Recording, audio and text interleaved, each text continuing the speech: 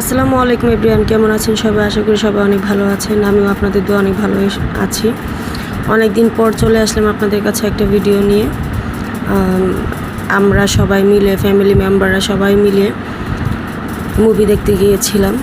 সাকিব খানের বরবাদ সিনেমাটা দেখতে গিয়েছিলাম। এত সুন্দর হয়েছে যা বলার বাহিরে। কি বলবো আপনাদেরকে, আমি একটু ভিডিও করে নিয়েছি, আপনারা দেখতে পারবেন ভিডিওতে।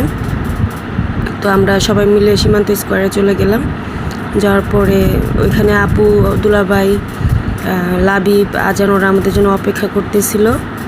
তো ওদের সবাইকে নিয়ে আমরা এন্ট্রি করা শুরু করে দিলাম। তো ঢুকলাম, চেকিং চলতেছিল, কে কী নিচ্ছে না নিচ্ছে জিজ্ঞাসা করতেছিল। তো তারপরে দেখলাম ভিতরে সবাই ফটোশ্যুট করতেছে, সুন্দর ছিল, সিনেপ্লেক্স বলে কথা।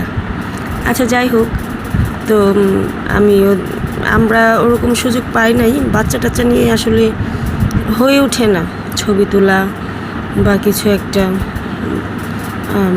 আমরা সবাই মিলে চলে গেলাম ভিতরে প্রবেশ করার জন্য। যাচ্ছিলাম, এখানেও টিকিট চেক দিতেছিল। তো আমরা সবাই চলে গেলাম। আপনার ভাইয়ার হাতের টিকিট ছিল, দেখে দেখে যাচ্ছিলাম, একটু একটু করে ভিডিও করতেছিলাম। তো ফাইনালি আমরা ভিতরে প্রবেশ করার জন্য রেডি হয়ে গেলাম। আমরা যাচ্ছিলাম, আপুর কুলে জেনিফা ছিল। জেনিফা তো কুল থেকে নামতেই যাচ্ছে না, কুলে উঠবে। তো কুলে উঠবে বলতে বলতে আমি তো নিতেই চাই না কুলে, আপু নিয়ে নিল কুলে। এখানে আমার শাশুড়ি ছিল, আমার 2 ননদ ছিল, আমার হাজব্যান্ড, আমার বেবিরা সবাই মিলে।